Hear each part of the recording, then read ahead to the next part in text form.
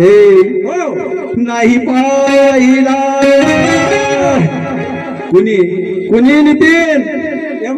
कुणी नाही पाहिला नाही नाही पाहिला जेजुरीचा